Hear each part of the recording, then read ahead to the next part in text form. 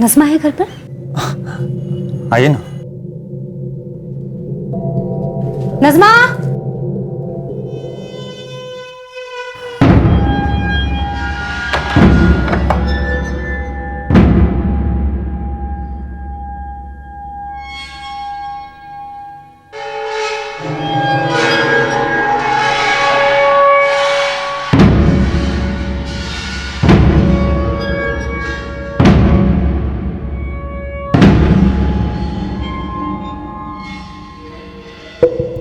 नज़मा!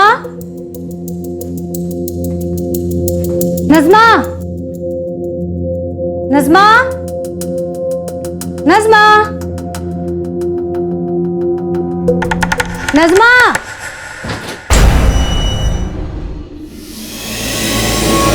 दरवाजा क्यों बंद किया? नज़मा कहाँ है? नज़मा बाहर गई है। दरवाजा खोलो। कपड़े खोलो।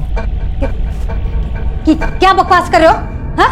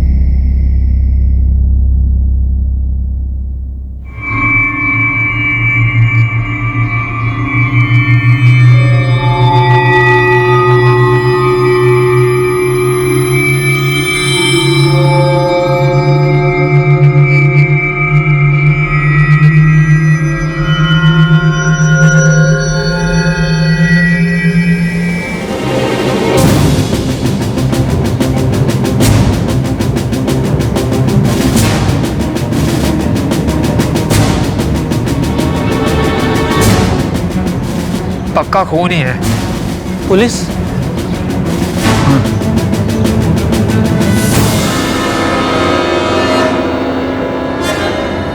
हेलो साहब, रावजी पाड़ा से बोल रहा हूँ।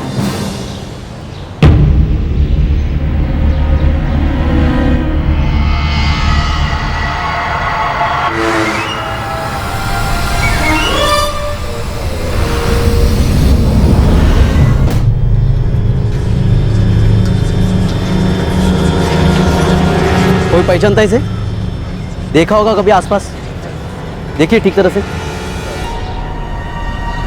साहब ये कचरा डालने आया था, तब इसने पहले देखा, फिर मुझे बुलाया और मैंने सीधा आपको फोन लगाया। सर, बॉडी पर कोई आइडेंटिफिकेशन नहीं है। बॉडी को पोस्टमार्टम के लिए भेज दो। कोई आइडेंटिफिकेशन नहीं है। जादव, ये ब्लाइंड केस है। 12 साल पहले यही पीड़ित भक्षक था और पीड़ित थी एक महिला जिसके साथ इस शख्स ने बलात्कार किया था। तो क्या यह मर्डर 12 साल पहले हुए उस हादसे से जुड़ा हुआ था? पीड़ित की बड़े निर्दयी तरीके से हत्या की गई थी और लाश को ठिकाने लगाया गया था। लाश पर कोई आइडेंटिफिकेशन नहीं था। लेकिन अहम सवाल यह था कि 12 साल पहले का रेपिस्ट और अभी का मर्डर विक्टिम, यह आदमी दरअसल था कौन?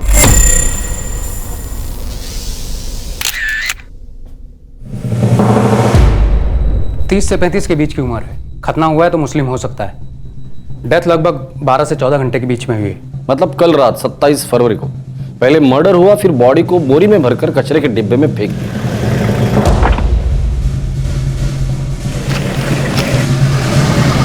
सर काफी गहरे गांव हैं। Repeated steps, 9 major steps, 6 minor.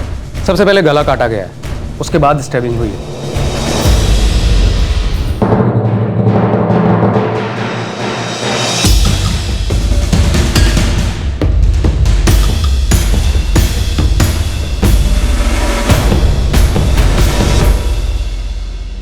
Sir, victim का फोटो सारे पुलिस स्टेशन में सर्कुलेट कर दिया है।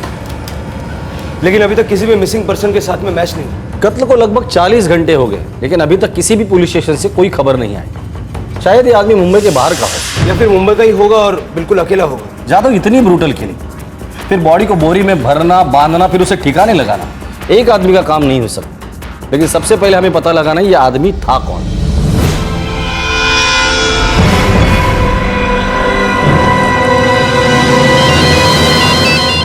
बोल मुश्ताक। हाँ साहब, गारंटी बोल नहीं सकता है, लेकिन अपन इस आदमी को पहले भी कहीं से मिला है।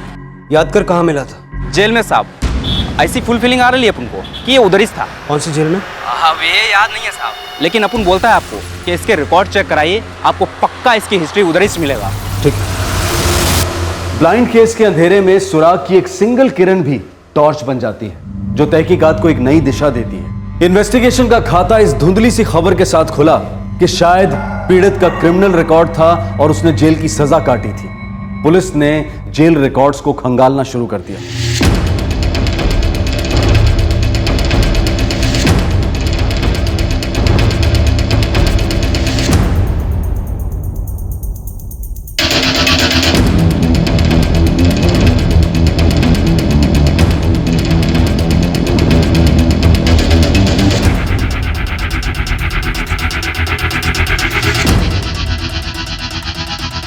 जेल में था तो क्रिमिनल हिस्ट्री तो होनी ही है। सर एक फोटोग्राफ, वो भी लाश का।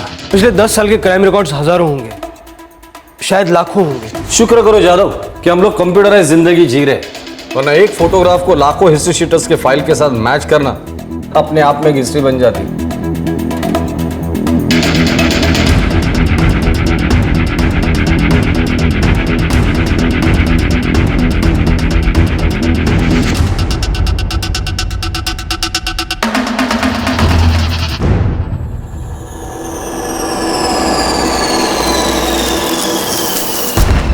नाम नावेद बेग, 7 साल की सज़ा, 2002 से 2009 तक अजवाड़ा जेल में। जुर्म आईपीसी धारा 376 के तहत रेप का चार्ज।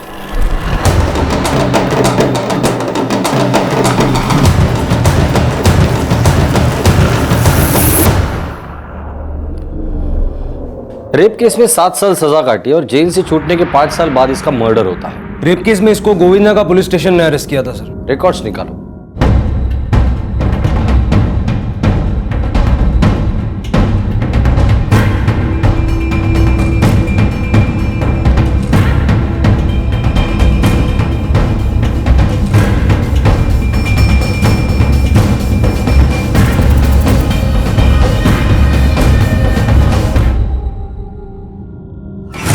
सर इस नावेद पर आरोप था कि इसने एक 20 वर्षीय महिला मीनाक्षी का बलात्कार किया था। कहीं ऐसा तो नहीं कि किसी ने 12 साल इंतजार किया हो बदला लेने के लिए? हो सकता है सर। वैसे साल 2009 में ये नावेद अजवाड़ा जेल से रिहा हुआ।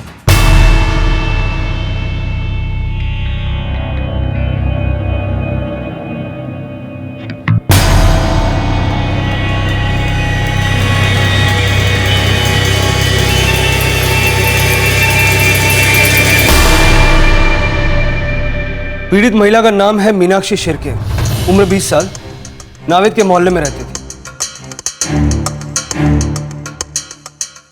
कौन सा मोहल्ला? शिवबरन चौल, गोविंद नाका।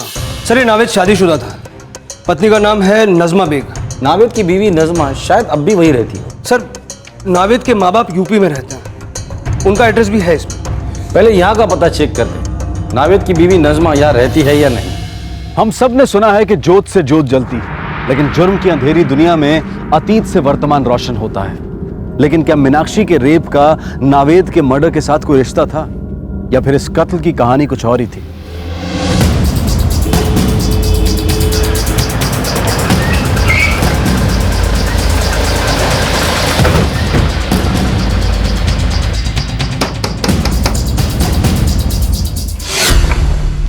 जी? नावेद बेग यहाँ रहता था अपनी बीवी नजमा के साथ। वो तो बहुत पहले रहते थे साहब, मैंने सिर्फ उनका नाम सुना है। मेरा नाम विकास गावड़े है और मैं इस खोली में लगभग 4 साल से रह रहा हूँ। ये नावेद की बीवी नजमा कहाँ रहती, कुछ पता है आपको? नहीं साहब, कुछ पता तो नहीं है। मैं तकरीबन 2009 से यहाँ पर रह रहा हूँ। उस दौरान काफी कुछ सुना था। क्या सुना था उनके बारे में? यही कि नजमा की सहेली थी मीनाक्षी शिर्के और इस नावेद बेग ने उसका रेप किया था। मीनाक्षी कहाँ रहती है, कुछ पता है आपको? नहीं सर, कुछ पता नहीं है, लेकिन सुना था कि यहीं कहीं आसपास ही रहती थी।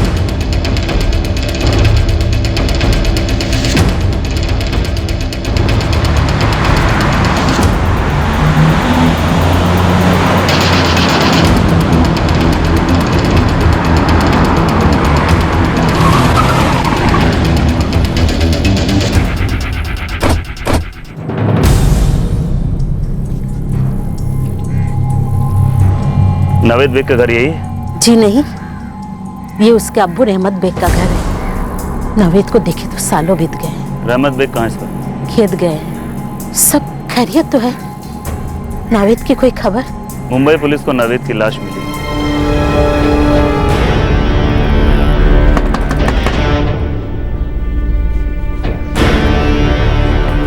मीनाक्षी यही रहती है? हाँ, क्या बात है साहब? बुलाइए उसे, बात करनी थी। मगर क्यों साहब, क्या बात करनी है? नावेद बेग का मर्डर हो गया है। उसे तो पहले मर जाना चाहिए था। देखिए साहब, मेरी बेटी को इसमें मत घसीटिए।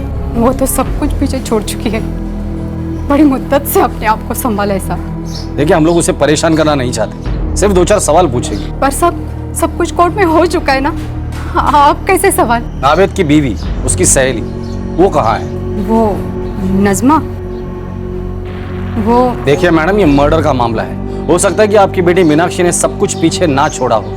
कहाँ है वो साहब, वो अपने पति और बच्चे के साथ बोरेली में रहती है।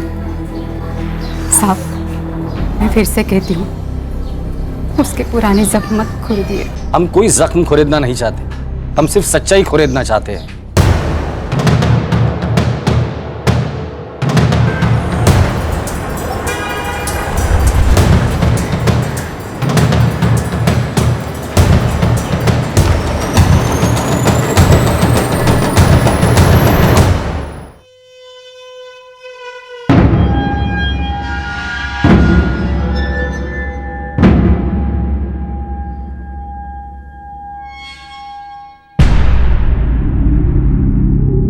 मुझे नावेद बेग की मौत की खबर सुनकर कुछ हो नहीं रहा है साहब।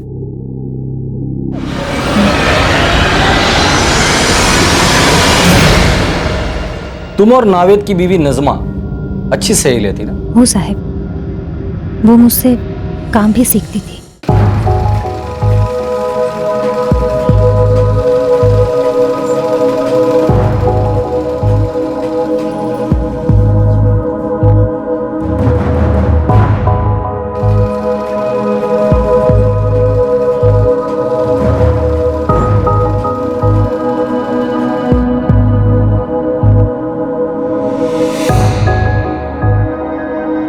मेरी इतनी अच्छी सहेली का पति इतना गिरा हुआ निकलेगा, मैंने कभी नहीं सोचा था साहब। मैं हमेशा की तरह नज़मा से मिलने उसके घर गई थी। मुझे नावेद के बुरे इरादों के बारे में भनक भी नहीं थी साहब। उसने मुझसे झूठ बोला कि नज़मा घर पर है और मुझे धोखे से अंदर बुला लिया। नज़मा है घर पर? आइए ना।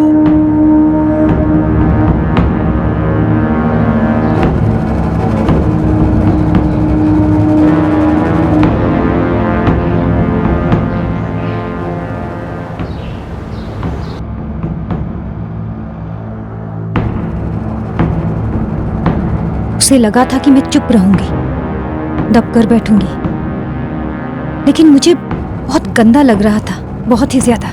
मैं चुप नहीं रहना चाहती थी, मैं दब कर नहीं बैठना चाहती थी, और मेरे आई बाबा ने भी मेरा साथ दिया। चल चल मीनाक्षी, हम सीधे पहले पुलिस स्टेशन जाएंगे और वो जिंदगी भर जेल में सड़ेगा। चल उठ। आओ आओ, हे बगा, वो पूरी जिंदगी जेल में सड़े ना सड़े, हमारी बेटी पूरी जिंदगी के लिए बदनाम हो जाएगी। ऐसा कहा है? मैं क्यों बदनाम होंगी? उसने गंदा काम किया है, वो बदनाम होगा। आगे बढ़। एक कविता, अगर हम बदनामी की वजह से चुप बैठे ना, तो वो इसे घर से खींच के ले जाएगा और दूसरी लड़कियों पे भी हाथ डालेगा।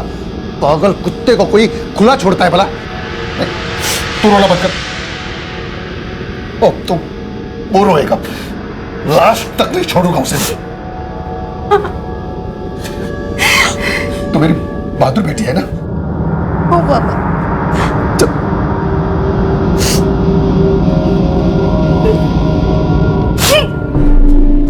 साहब, ये तो बताइए मेरे शौहर ने किया क्या है? तुम्हारे शौहर ने एक औरत का रेप किया है। नामुमकिन है, वो औरत झूठ बोल रही होगी। तो जाकर पूछो अपनी सहेली मीनाक्षी से। चला गया ला चल।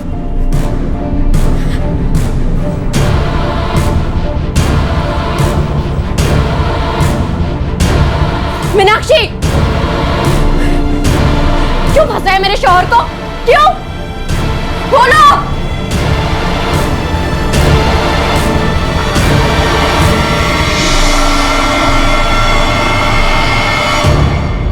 नज़मा, आई बाबा की कसम, मैंने नहीं फंसाया तेरे शौहर को, बल्कि उसने मुझे फंसाया।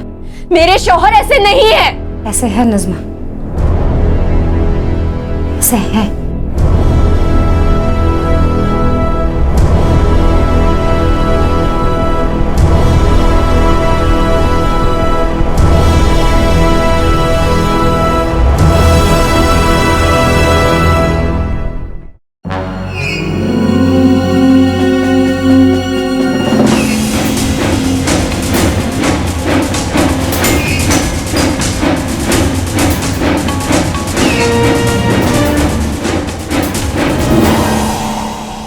तुम सच कह रहे हो ना नाविद? तुम्हारी कसम नज़मा, पता नहीं क्या दुश्मनी निकाल रही है तुम्हारी दोस्त वो मीनाक्षी। बर्बाद करके रख दिया। किसने किसे बर्बाद किया? उसने मुझे, हम दोनों को नज़मा। नहीं, बर्बाद तुमने किया, उसे भी और मुझे भी। हम दोनों की जिंदगियां बर्बाद कर दी तुमने। उसके साथ जबरदस्ती की और अभी मुझसे झूठ बोल रहे हो तुम नाविद। नहीं नज़मा, मैं मानता हूं मैं थोड़ा भटक गया था, लेकिन शुरुआत उसने की। वो मौका देखकर आई घर पर जब तुम नहीं थी, और सारी बेशर्मियां उसी ने शुरू की मेरे साथ। मीनाक्षी की डॉक्टरी जांच हुई है, पुलिस ने मुझे सारे कागज दिखाए हैं। तुमने उसके साथ जबरदस्ती की है, खराब कर दिया तुमने उसे। अरे तुम जानवर हो। घिन आ रही है मुझे तुमसे, और अपने आप को तुम्हारी बेगम कहते हुए शर्म महसूस हो रही है। तुम्हारा मेरा आज से कोई रिश्ता नहीं है। तुमने जो ये किया है ना, इसकी तुम्हें कड़ी से कड़ी सजा मिलनी चाहिए। नज़मा मेरी बात सुनो। नज़मा, नज़मा। मैं कोर्ट में लड़ती रही साहब। मैं नावेद को कड़ी से कड़ी सजा दिलवाना चाहती थी। जो तुमने उसे 12 साल बाद दिलवाई, सजाए मौत। जब मेरे साथ रेप हुआ था ना साहब, ना ही मैंने मेरे आई बाबा से छुपाया, ना मोहल्ले वालों से, ना ही किसी और से। मैं लड़ती रही। मैं चाहती थी कि नावेद को सजा हो, और उसे सजा मिली। जब मेरी शादी हुई तब मैंने मेरे पति को भी सब कुछ बता दिया, और अगर मैं नावेद को मरवाती तो वो भी राज नहीं रहता साहिब। भगवान की दया से मुझे एक अच्छी जिंदगी मिली है, मैं उसे बर्बाद क्यों करूंगी साहिब? पर किसी और की जिंदगी भी बर्बाद हुई थी। नज़मा कहाँ है वो? वो भी सब कुछ भुलाकर आगे बढ़ चुकी है। तू मुझसे भी गुस्सा है मीनाक्षी? अगर ना बोलूंगी तो झूठ होगा, लेकिन अब नहीं हूं। इसमें तेरी कोई गलती नहीं है। मेरी गलती यह है कि मैं नाविद को कभी ठीक से पहचान ही नहीं पाई। बस प्यार हुआ और शादी कर ली। कभी सोचा ही नहीं था कि वो ऐसा निकलेगा। अब आगे का क्या सोचा है? नाविद तो 7 साल के लिए अंदर हो गया, और मेरी जिंदगी से हमेशा के लिए बाहर हो गया। मामू ने कहा है कि मेरा तलाक करवा देंगे, और फिर मैं भी दूसरी शादी कर लूंगी, पर इस बार सोच समझ कर। वो कहते हैं ना कि छाछ भी फूंक फूंक कर पीनी पड़ेगी। मुझे भी। मैं नज़मा की दूसरी शादी में गई थी साहब। उसका भी एक प्यारा सा बच्चा है। सब कुछ ठीक ठाक चल रहा है साहब उसका। उसे इसमें मत घसीटो साहब, माफ कर दो उसे। मीनाक्षी जी, माफ करना और सजा देना ये कानून का डिपार्टमेंट है। हम तो बस सच के सिपाही है, और सच ढूंढने के लिए अगर गड़े मुर्दे उखाड़ने पड़ते हैं तो हम वो भी करते हैं। देखिए, मामला मर्डर का है, तो नज़मा का एड्रेस और नंबर।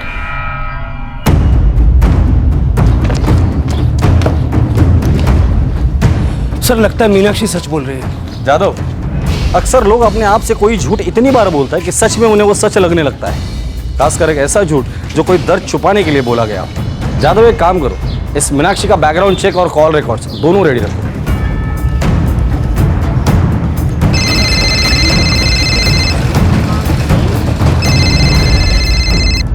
हेलो, हाँ जी, मैं नज़मा बोल रही हूँ। आपको रेप के लिए 7 साल की सजा काटने के 5 साल बाद नावेद बेग की भयंकर तरीके से हत्या हुई थी। इन 12 सालों में काफी कुछ बदल गया था, जिसके बारे में पुलिस पता लगा चुकी थी, जैसे कि नजमा और मीनाक्षी की जिंदगी। लेकिन इन 12 सालों में नावेद के साथ क्या हुआ था, इसकी किसी को कोई खबर नहीं थी, यहां तक कि उसके माता पिता को भी नहीं, जिनकी जिंदगी में उनका बेटा नावेद 12 साल बाद दाखिल हुआ था, तब जब बहुत देर हो चुकी थी।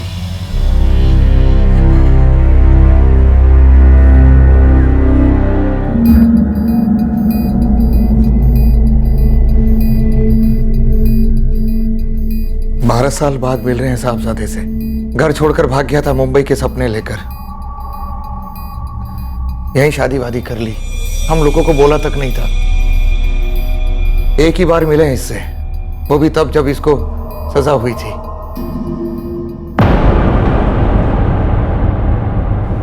गलती हो गई अब्बू। इसे गलती नहीं कहते नावेद, गुनाह हुआ है, गुनाह। गलती और गुनाह में फर्क समझ। इसके लिए घर छोड़कर मुंबई भागे थे, अम्मी अब्बू का नाम डुबाने। सजा हुई है ना अम्मी, हमें सजा काट कर एक नई शुरुआत करेंगे। सजा तू अकेला काटेगा और नई शुरुआत भी तू अकेला ही करेगा। सुना है तेरी बीवी भी तुझे छोड़ के चली गई है। आप लोग तो नहीं छोड़कर जाओगे ना मुझे। जब तूने इंसानियत को छोड़ दिया तो फिर इंसानियत से क्यों उम्मीद रखता है नावेद? नावेद, हम ये तो नहीं सोचते कि तू हमारे लिए मर गया, पर इतना जरूर याद रखेंगे कि तूने जीते जी हमें मार दिया। रिया होने के बाद एक आध बार इसका फोन आया था, वो भी ईद के वक्त। बड़ी मुश्किल से 1 आध मिनट बात हुई होगी बस। इसका फोन नंबर है? रखा ही नहीं। जब इससे कोई रिश्ता रखना ही नहीं था तो फोन नंबर लेके क्या करते? सर, मुझे नहीं पता कि नावेद रिहाई के बाद कहाँ गया, क्या काम करता था। मेरा उससे ताल्लुक ही नहीं रहा। 1 हफ्ते पहले नावेद का मर्डर हो गया नजमा जी। क्या इस कत्ल से आपका कोई ताल्लुक है? सर, कत्ल तो 12 साल पहले हुआ था, मेरे भरोसे का। साहब, एक गरीब और यतीम लड़की थी मैं, अपने मामू की मेहरबानी पर पल रही थी। एक दुकान में झाड़ू पोछा करती थी जब नावेद से मिली थी। कहाँ काम करता था नावेद? साहब, एक किराने की दुकान पर पैकिंग का काम करता था।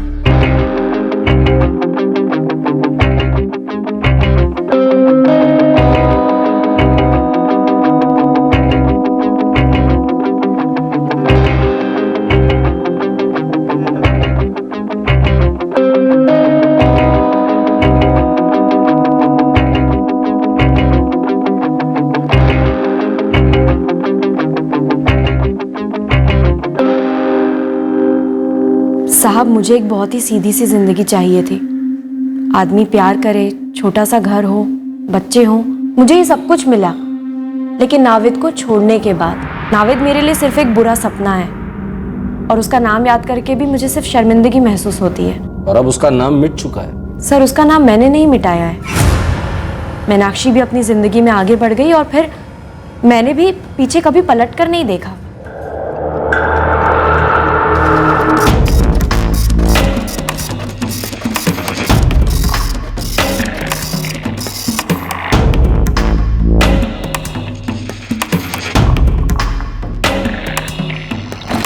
सर, मीनाक्षी और नजमा दोनों के फोन रिकॉर्ड स्कैन किए, ऐसा कुछ नजर नहीं आया जो हमारे काम का हो। जादव, पहले मुझे लगा था इन दोनों में से किसी एक ने या शायद इन दोनों ने मिलकर नावेद को मारा है। और इन दोनों की जिंदगी सेट है, वो उसे डिस्टर्ब नहीं करेगी। सर, शायद नहीं करेगी, लेकिन ये भी तो हो सकता है कि नावेद ने जेल से निकलकर इनकी जिंदगी डिस्टर्ब की हो। ब्लैकमेल, धमकी, कुछ भी हो सकता है। रिहा होने के 5 साल बाद अगर मीनाक्षी और नजमा को नावेद को मारना ही होता तो 5 साल इंतजार क्यों करती? सर, लेकिन ऐसा कौन हो सकता है जिसने क्रिमिनल को इतनी बुरी तरह मारा?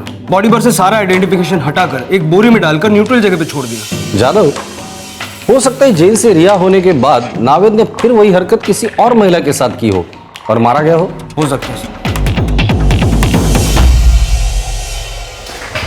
हाँ साहब, एक एड्रेस नोट कीजिए और आ जाइए इधर तुरंत। गर्मी में ठंडक दिलाने वाली खबर है। ये वाकई अच्छी खबर है सर। बस ये अच्छी खबर पक्की खबर होनी चाहिए।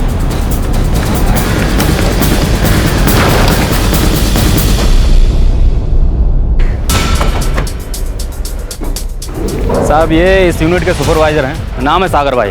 नमस्ते साहब। ये नावेद बेग यहाँ कब से काम करता है?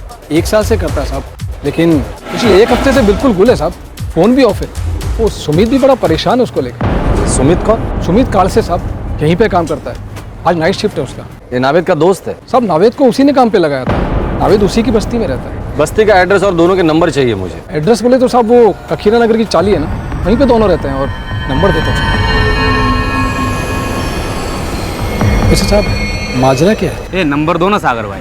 माजरा क्या है बताता है ना कौन बाद में तबीयत से। नाइक नंबर ले गया 444787658। नावेद बेग का नंबर है, रिकॉर्ड्स मंगवाओ।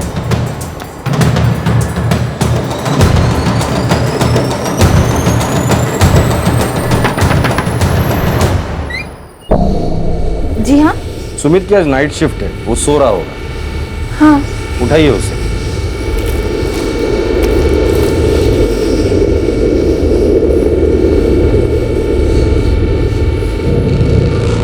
तुम्हारा दोस्त नावेद कहाँ है?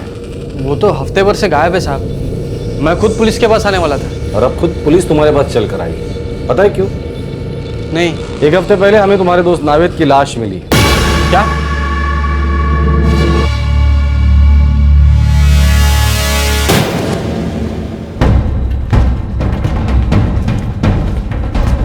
साहब यहाँ रहता था नावेद, किराए का घर है। चाबी है तेरे पास? मेरे पास कैसे होगी चाबी साहब? तो नावेद के पास होगी, नहीं तो मकान मालिक के पास।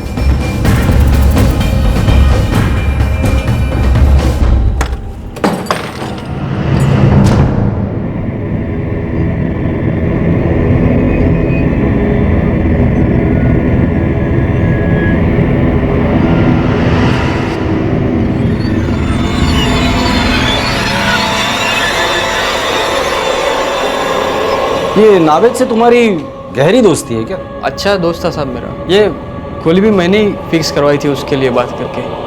पहले उधर फैक्ट्री में सोता था ना। तुम्हारे घर में तुम और तुम्हारी बीवी रहते हैं ना? नहीं साहब, वो मेरी बीवी नहीं है, मेरी भाभी है, मेघना भाभी, बड़े भाई की पत्नी अजिंक्य कालसे। और भाई क्या करता है? वॉचमैन है साहब। ये नावेद को किसने मारा होगा? कुछ पता नहीं साहब, मेरा तो सुन के ही दिमाग सुन हो गया है। ये उंगली को क्या हो गया? कुछ नहीं साहब, वो फैक्ट्री में लग गया। ये नावेद को कब से जानते हो और कैसे जानते हो? पिछले 1 साल से जानता हूँ साहब। वो दारू के अड्डे पे दोस्ती हुई थी, उसको काम चाहिए था और मैंने हमारे साहब से बात करवा के उसको काम पे लगाया। अच्छा, उसने तुम्हें कभी बताया था कि पहले वो क्या करता था, कहाँ से आया था? नहीं साहब, वो पहले का कुछ बात नहीं करता था। हाँ, एक बार उसने बोला था कि शादी हुई थी करके और बीवी छोड़ के भाग गई। ठीक है, जरूरत पड़ी तो दोबारा फोन करूंगा। साहब मेरा नंबर है ना। सुमित, हमारी नजर है तुझ पर, और नंबर क्या चीज है? उंगली संभाल।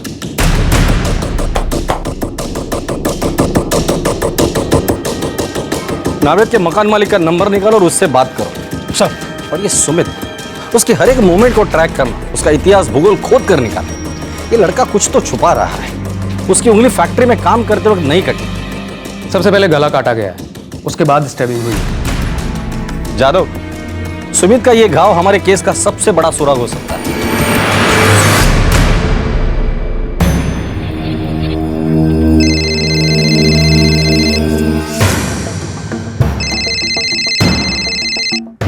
हाँ बोल सुमित। दादा वो पुलिस वाले आए थे नावेद के बारे में पूछने। क्या बोला तूने? मैंने उनको उसका घर दिखा दिया। ठीक है, मैं संभाल लूंगा, तू फिक्र मत कर। रखता हूँ। दादा। हाँ क्या? वो लोग उंगली पर पट्टी के बारे में पूछ रहे थे। तो क्या बोला तूने? मैंने उनको बता दिया काम करते लग गया। ठीक है, मैं देखता हूँ, करता हूँ कुछ।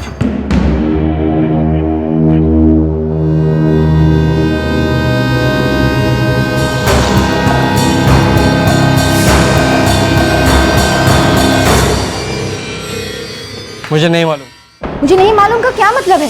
पुलिस वालों ने खुद कहा था कि नावेद का मर्डर 1 हफ्ते पहले हुआ था और उसी वक्त तुम्हारे भैया ने मुझे मायके भेज दिया, कोल्हापुर। अरे भाभी, आपके मायके जाने का और नावेद के मर्डर का क्या लेना देना? नहीं है सुमित, सच में नहीं है। नहीं, मेरी तरफ देखो, आंखें मिला के बोलो कि कोई लेना देना नहीं है।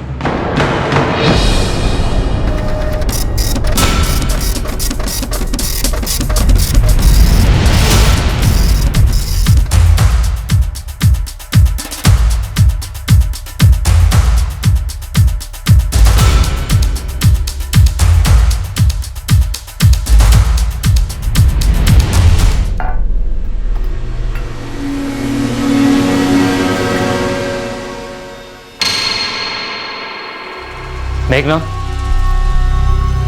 तू खाना खा के सो जा, हम लोग बाहर खाने वाले। लेकिन तुम लोग जा कहाँ रहे हो और हो क्या रहा है, मुझे बता क्यों नहीं रहे हो? सब बताऊंगा, लेकिन अभी नहीं। और सुन, वो एकदम से बंद रखना। कोई भी कुछ भी पूछे, तुझे सिर्फ इतना ही कहना है कि मुझे मालूम नहीं, समझी?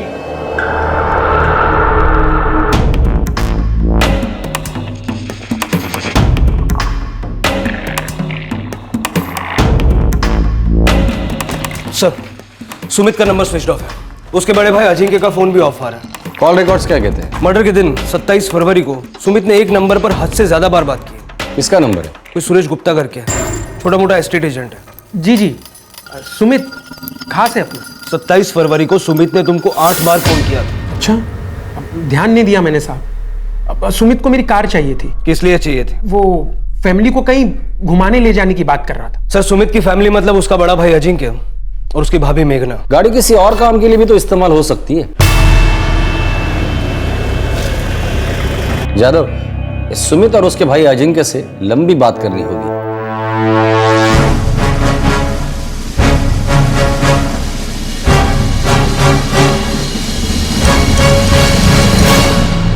कुछ बोले ही नहीं कब लौटेंगे, बड़े हड़बड़ी में निकल गए, कुछ भी नहीं बोला। उन दोनों के फोन भी स्विच ऑफ है।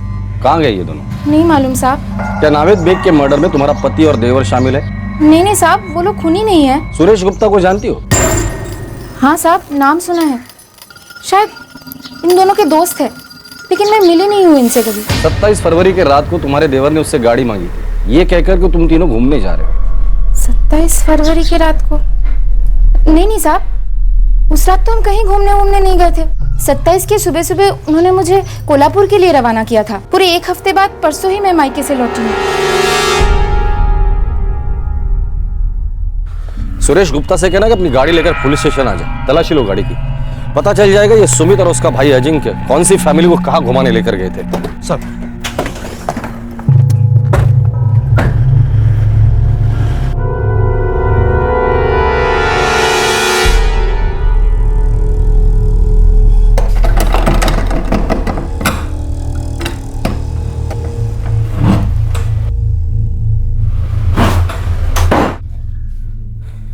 दादा, अब क्या करेंगे? इतना कुछ किया है, अब आगे भी करेंगे कुछ ना कुछ।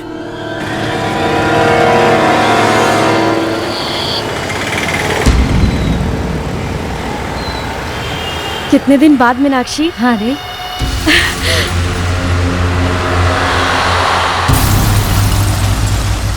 वो पुलिस बहुत जोर दे रही थी, इसलिए मैंने तेरा नंबर दिया।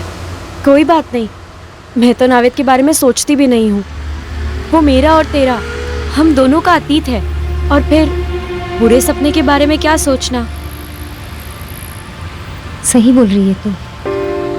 वो तेरा सिलाई का काम कैसा चल रहा है? ठीक चल रहा है। तूने मुझे सिलाई नहीं, नई जिंदगी दी है और इसके लिए मैं तेरी हमेशा शुक्रगुजार रहूंगी। मेरा काम अच्छा ही चल रहा है। चल अच्छा है, मेरा भी अच्छा ही चल रहा है। वो तेरा बेटा है ना, सलमान ना? हाँ। कैसा है वो? ठीक है, बहुत मस्ती करता है।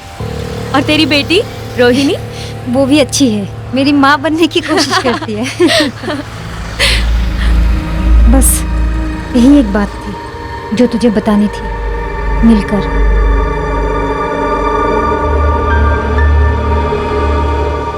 ठीक है, फिर मैं चलती हूँ। अपना ख्याल रखना। तू भी।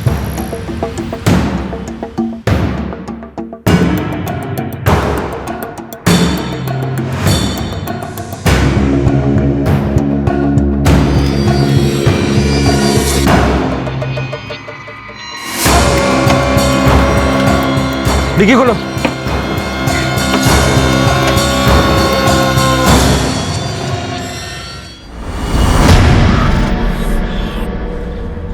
सर, खून के निशान हैं।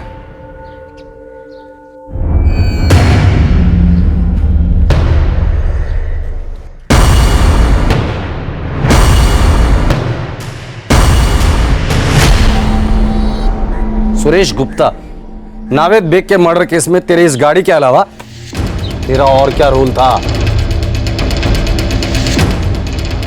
सर, इंस्पेक्टर साहब, आप इसके बारे में क्या बोल? तेरे कार के डिक्की में जो खून के धब्बे मिले ना, वो काफी कुछ बोल चुके। अब तो सिर्फ इतना बोल दे, सुमित काल से, उसका भाई अजिंक्य काल से और तूने मिलकर नावेद बेग को क्यों मारा? सर, सुमित मेरा दोस्त है। दोस्ती खातिर में उसने मुझसे गाड़ी मांगी और मैंने उसको दे दी सर। अगले दिन उसने लौटा भी दी सर। सर, कई सालों से मैंने डिक्की खोल कर भी नहीं देखी। ये नावेद बेग कौन है, इसके बारे में मैं नहीं जानता। मुझे सच में और कुछ भी नहीं पता है। मेरे देवर और पति दोनों के फोन बंद है और उन्होंने किसी के हाथों संदेशा भी नहीं भेजा है। आई शपथ।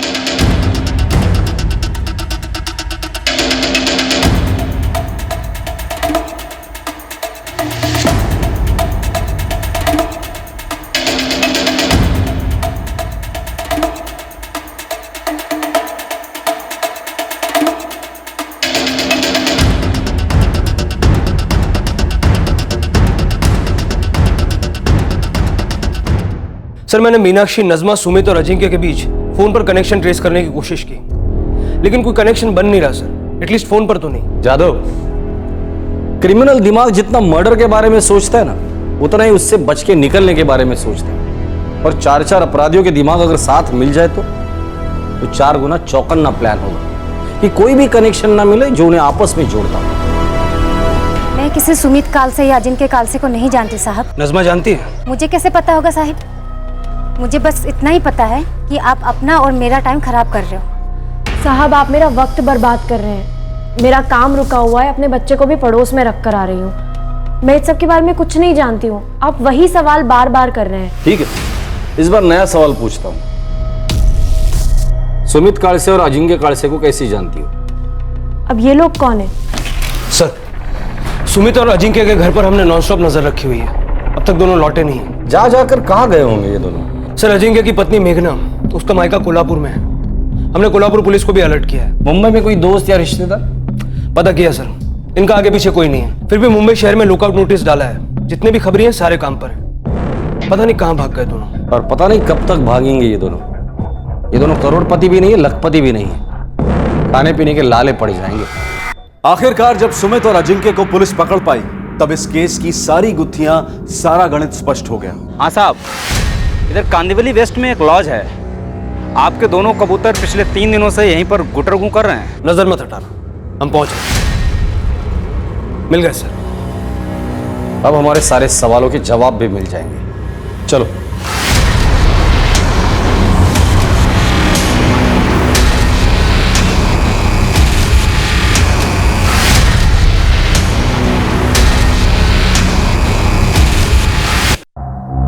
लॉज का भाड़ा कभी दोगे भाई? हाँ हाँ दे देंगे भाई, आज ही दे देंगे। दे देना आज। हाँ, तो रूम का भाड़ा मांग रहे हैं। तेरे पास कुछ भी नहीं है क्या? दादा, अगर मेरे पास होते तो अच्छा नाश्ता नहीं किया होता। दादा, मैं कहता हूँ खिड़की से उतरकर भाग चलते। पुलिस पागलों की तरह ढूंढ रही है हमें। यही रहते हैं, यहाँ कोई नहीं पहुंच सकता।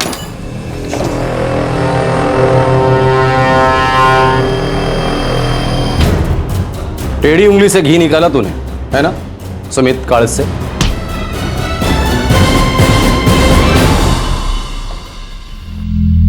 साहब, हमने कुछ नहीं किया साहब। नावेद तो मेरा खास दोस्त था साहब। जादव, एक बात समझ में नहीं आई, हर क्रिमिनल अपने गाने की शुरुआत इसी बेसुरे आलाप से क्यों करता है कि मैंने कुछ नहीं किया। फिर ऑर्केस्ट्रा कंडक्टर की तरह हमें हाथ में लकड़ी लेनी पड़ती है और फिर हम करते हैं सही ट्यूनिंग ऐसे। सुमित महाराज, आपके तानपुरे की एक तार वैसे भी टूटी हुई है, अगर हम रिपेयर करने जाएंगे ना तो पूरा तानपुरा खोलना पड़ेगा। साहब रुकिए, नावेद को हमने ही मारा। ये हुई ना बात। चलो गाओ, शुरू करो जुगलबंदी, लेकिन याद रखना एक भी सुर गलत लगा ना तो सही ट्यूनिंग हम करेंगे। गाओ। हम लोगों से वर्तमान में मिलते हैं, वर्तमान में दोस्तियां बनती हैं और वर्तमान में किए गए उनके बर्ताव के आधार पर हम लोगों के बारे में अपनी राय बनाते हैं। और फिर अचानक अतीत का साया अपना फन उठाता है, उस शख्स को हम एक अलग सूरत में देखते हैं और ये सूरत हमारे अंदर एक डर को आग देती है। एक सवाल चील की तरह मंडराने लगता है कि क्या ये शख्स अपने अतीत की हरकत को दोहराएगा? क्या इस बार पीड़ित हम या हमारे चहीते होंगे? साहब, मैंने आपको बताया था साहब, मेरी नावेद से दारू के अड्डे पर दोस्ती हुई थी। मैंने उसको मेरे साथ अपनी फैक्ट्री में काम पर भी लगवाया था। उसके पास सोने के लिए भी जगह नहीं थी साहब। चल भाई, अब मस्त घर जाऊंगा, नहाऊंगा, धोऊंगा, 2 घूंट मारूंगा और सो जाऊंगा। तेरा सही है यार, किस्मत वाला है, घर वर है, फैमिली है। मैं तो यहीं सो जाऊंगा यार। क्या बात कर रहा है नावेद, तेरा घर नहीं है? माँ बाप, बीवी, बच्चे? माँ बाप हैं यार, गाँव में है। एक बीवी थी, छोड़ छाड़ के भाग गई किसी के साथ। बस भाई अपना तो खाना पीना सोना यहीं सड़क पर है। सुमित भाई यार, कोई खोली वोली हो तो बताइए। अरे बस क्या यार, जरूर बोलूंगा, तुझे मिल जाएगी खोली। आ जाओ, ये देखो घर। देख, हर महीने के 1 तारीख को मेरे को भाड़ा मांगता है। 1 तारीख का 2 तारीख भी हुआ ना तो 3 तारीख को ये घर खाली करने का। पहले ही बोल। बिल्कुल नहीं होगा पवार बाबू। अरे पवार बाबू, मैं गारंटी ले रहा हूँ ना, ये मेरे साथ में ही काम करते हैं और मैं भी तो आपके बगल में ही रहता हूँ। आप 12 साल से जानते हैं मेरे को।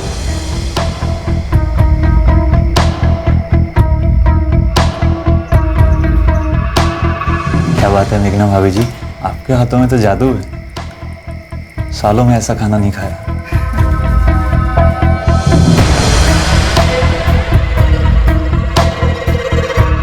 पहले मुझे कुछ भी आइडिया नहीं थी साहब कि ये नावेद कैसा है और ऐसा है तो क्यों है। मैं उसको शरीफ समझता था साहब।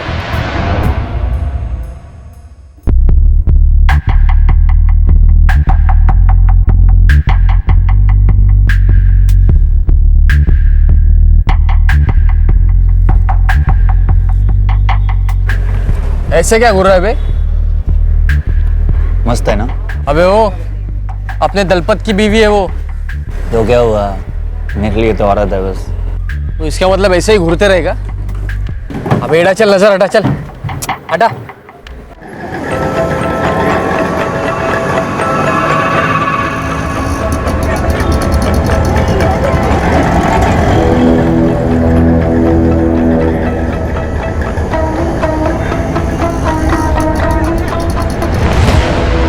बस बस बस बस। ओए, वो छमिया कौन थी? बड़ा हाथ हिला रही तेरी तरफ। छमिया? ये नावेद तो अपने बांदोड़कर काका की बेटी है। बच्ची थी तब से जानता हूँ मैं उसको। लेकिन अब तो वो बच्ची नहीं है किसी भी एंगल से। ए नावेद, अपनी नजर पर लगाम दे, समझा? अपने दिमाग को पागल घोड़े की तरह दौड़ा मत, नहीं तो गिरकर टांग टूट जाएगी तेरी। और लंगड़े घोड़े को ना अक्सर ठोक देते। मेरे भाई ऐसे ही देख रहा था, सच बोल रहा हूँ। वो भी कहाँ घोड़े दौड़ाने लगा और घोड़े चढ़ाने भी लगा मुझ पर।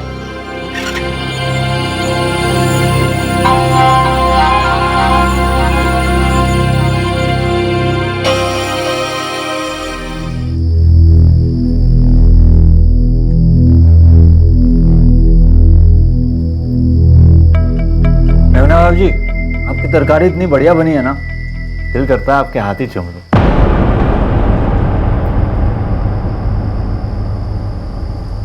अब सुमित का दोस्त था, कभी कुछ अजीब सा बोलता था, हम लोग उतना दिल पर नहीं लेते थे। लेकिन बाद में वो थोड़ा ज्यादा करने लग गया साहब। सुमित, क्या नावेद बेग ने तुम्हारी भाभी मेघना के साथ कुछ करने की कोशिश की थी?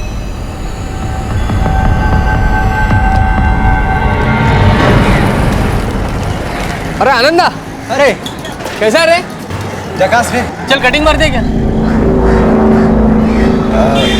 नहीं, मेरे को कोई काम है, मैं मिलता हूँ तेरे से।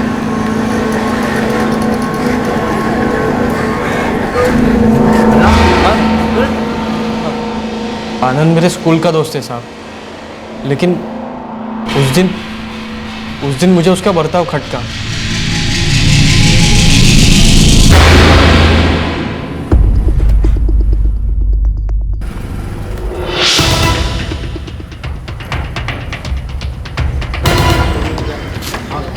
काकू पहचाना क्या? सुमित ना तू? हो काकू, आनंद है क्या? वो आहे ना। आनंदा, अरे लफड़ा क्या है? लफड़ा तेरे पीछे बैठा था, नावेद बेग था ना वो। हाँ, लेकिन तू कैसे जानते है नावेद को? मैं पूरी चौल जानती थी रे उसको। 12 साल पर उसने एक कांड किया इधर। कांड? कैसा कांड? एक लड़की का रेप किया वो। क्या बक रहा है तू? और नहीं तो क्या, मेरे को एकदम क्लियर याद है। वो लड़की यहीं रहती थी, मीनाक्षी, वो भी यहीं कहीं रहता था। नावेद की बीवी उसकी फ्रेंड थी। रेप के बाद पूरी चौल इसके पीछे खड़ी थी। 7 साल की सजा हुई उसको, उसकी बीवी ने भी उसे छोड़ दिया। एक नंबर का हलकट आदमी है साला। आनंद के खुलासे ने सुमित को पूरी और बुरी तरह से झकझोर कर रख दिया था। उस पल से सुमित नावेद की हर हरकत को शक की नजर से देखने लगा था। नावेद के साथ बिताया हुआ हर लम्हा उसे घिनौना लगने लगा था। अब सुमित के जहन में एक डर का बीज उगने लगा और बड़ी तेजी से इस बीज की जड़ें मजबूत होने लगी। सुमित अब नावेद के डर के साए में रहने लगा कि कहीं नावेद फिर से अपना पुराना जुर्म ना दोहरा दे। दादा, मुझे इसकी हिस्ट्री मालूम होती तो इसके साथ दोस्ती क्या दुश्मनी भी नहीं करता। देख, मैं तुझे कहने ही वाला था कि मुझे इस नावेद की नजर और जुबान दोनों गड़बड़ लगती है। अब तो सवाल ही पैदा नहीं होता कुछ कहने सुनने का। उसके साथ अपना वास्ता ही खत्म कर दे। सुमित, आज नावेद को नहीं लाया खाने पर? मैं देखती हूँ। तू बैठ। सुमित, तू देख। क्या भाई सुमित, मेरे को काम से लिए भी नहीं आ गया तू? भाई पेट में चूहे दौड़ रहे हैं। क्या बनाया भाभी ने? एक नावेद, आज के बाद इधर आना मत और मेरे से बात भी मत करना। चल निकल यहाँ से। क्या हो गया? बोला ना, बात भी नहीं। चल फुट। अरे फुट।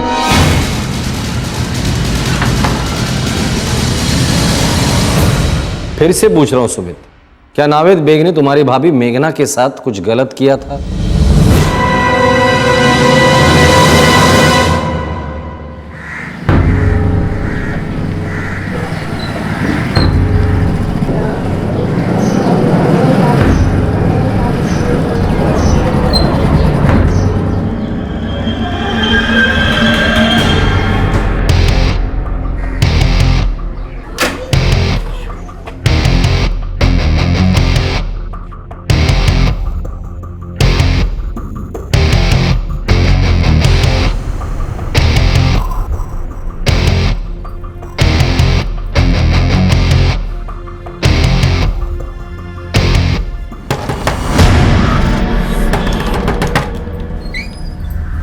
सुमित, इतने जोर से क्यों दरवाजा खटखटा रहे हो?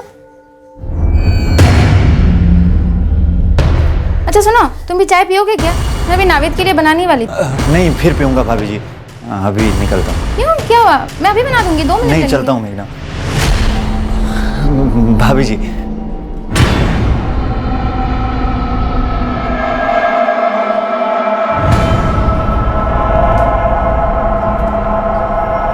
सुमित, तीसरी और आखिरी बार पूछ रहा हूं मैं, क्या नावेद बेग ने तुम्हारी भाभी मेघना के साथ कुछ गलत किया था?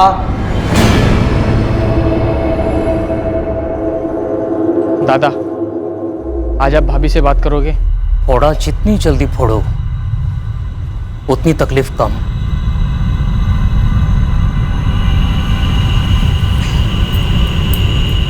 मेघना, कल सुबह तू कोल्हापुर चली जा तेरी आई के घर। अरे ऐसे अचानक? हाँ, वो मुझे एक दूसरी नौकरी लगने वाली है मुंबई के बाहर। सुमित और मैं जाकर देख आने वाले हैं। 2 दिन लगेंगे। हाँ, तो आप दोनों चले जाइए ना। वैसे भी 2 दिन के लिए क्या मायके जाना, वो भी इतनी दूर कोल्हापुर। अरे हमारे 2 दिन 4 हो सकते हैं, 4 के 8 भी हो सकते हैं ना। तू सुबह बैग भर और पहली बस पकड़ ले। वैसे बताइए तो सही कि आप लोग जा कहाँ रहे हैं और ये कौन सा नया काम है? अरे मायके जाने का बोला तो जाने का, बस। सुमित तुझे छोड़ देगा बस स्टॉप पे।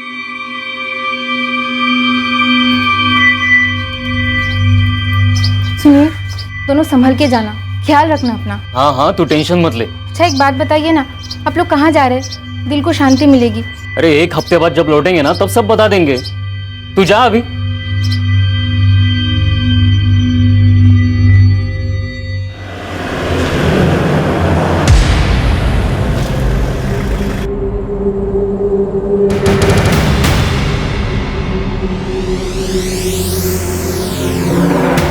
हेलो दादा, मैं गाड़ी लेके आ गया हूँ। बस 2 मिनट में पहुंच रहा हूँ।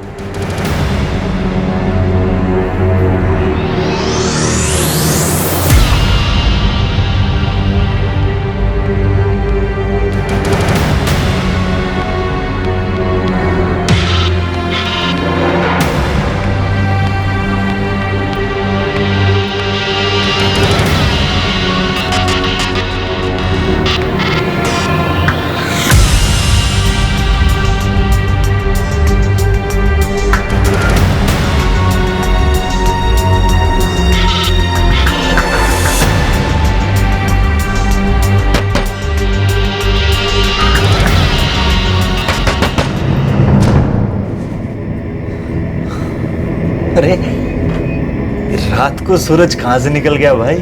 आप दोनों और मेरे गरीब खाने में। आ जाओ भाई साहब, अंदर आ जाओ। आओ हुजूर, आओ, आ जाओ।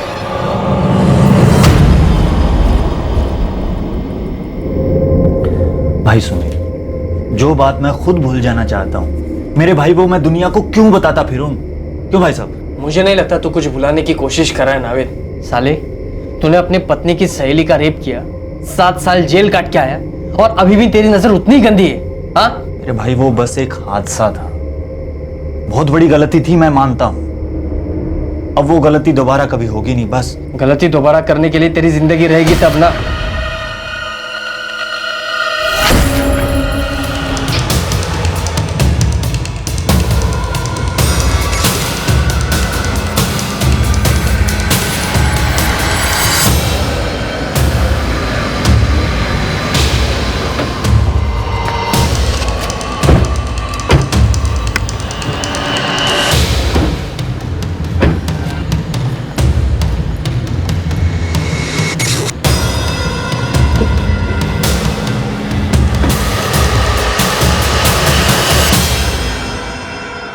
तुमने एक आदमी को इतनी बेरहमी से मार डाला क्योंकि तुम्हें डर था कि वो तुम्हारी भाभी, तुम्हारी बीवी के साथ कुछ करेगा?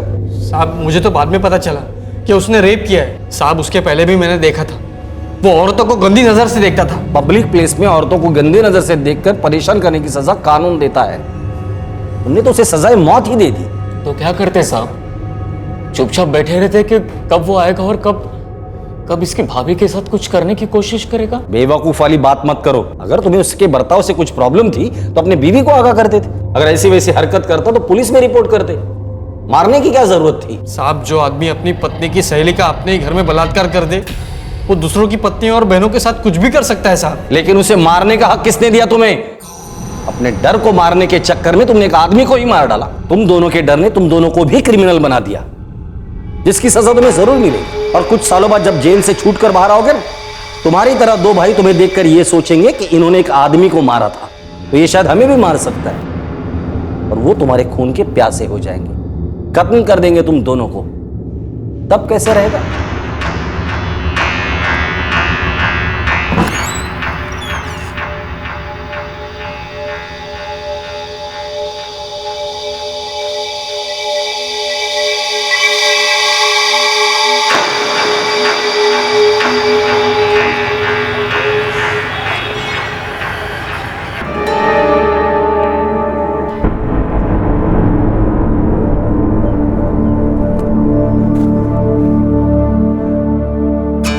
बड़ा कदम सिर्फ मेरे लिए उठाया।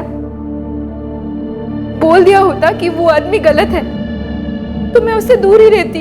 भाभी, अब गलती तो हो गई,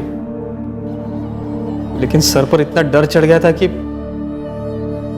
कुछ होश ही नहीं रहा। बातचीत करके मामला जरूर निपट सकता था।